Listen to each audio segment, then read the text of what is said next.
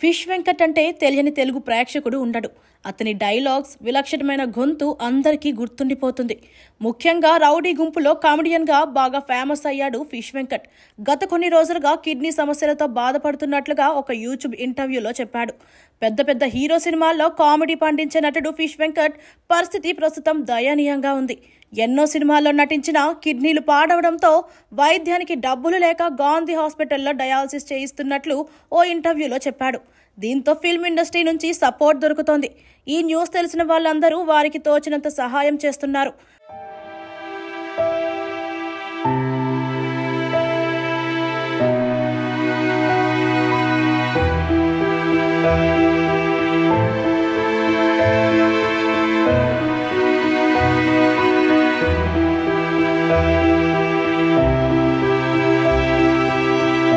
నిజానికి ఫిష్ వెంకట్కి ఏమైంది, ఎందుకు సడన్ గా హెల్త్ పాడైందనే విషయానికి వస్తే, బీపీ, షుగర్ వల్ల ఎప్పటి నుంచో ఫిష్ వెంకట్ సఫర్ అవుతున్నట్లుగా సమాచారం. అందుకే కాలికి మొట్టమొదటిగా ఇన్ఫెక్షన్ వచ్చింది. అది మెల్లగా మోకాలి వరకు పాకింది. దానివల్ల షుగర్ బాగా ఇబ్బంది పెట్టింది. తిన్నది డైజెషన్ అవ్వక కిడ్నీల సమస్య మొదలైంది. రీసెంట్గా కిడ్నీ టెస్ట్ చేయిస్తే 2 కిడ్నీలు పాడైపోయాయని, డయాలసిస్ చేయాలని డాక్టర్స్ చెప్పారు. దీంతో ప్రతి సిట్టింగ్కి డయాలసిస్కి డబ్బులు అయిపోతున్నాయి. గతంలో నేను ఎందరికో సాయం చేశానని, ఇప్పుడు ఖర్చులకు కూడా డబ్బులు లేవని కన్నీరు పెట్టుకున్నాడు ఫిష్ వెంకట్. చికిత్స కోసం, ఇతర అవసరాల కోసం డబ్బులు లేకుండా అయిందని చెప్పి బాధపడుతున్నాడు.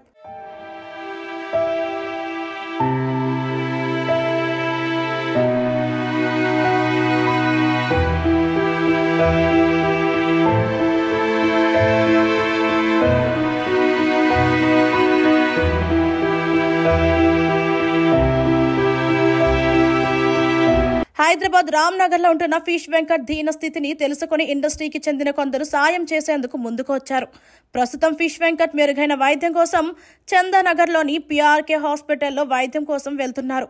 తలసాని శ్రీనివాస్ యాదవ్ స్వయంగా ఈ హాస్పిటల్లో జాయిన్ చేసినట్లుగా సమాచారం తెలుస్తోంది. ఈ హాస్పిటల్లో మెరుగైన వైద్యం కోసం అడ్మిట్ చేస్తున్నారు.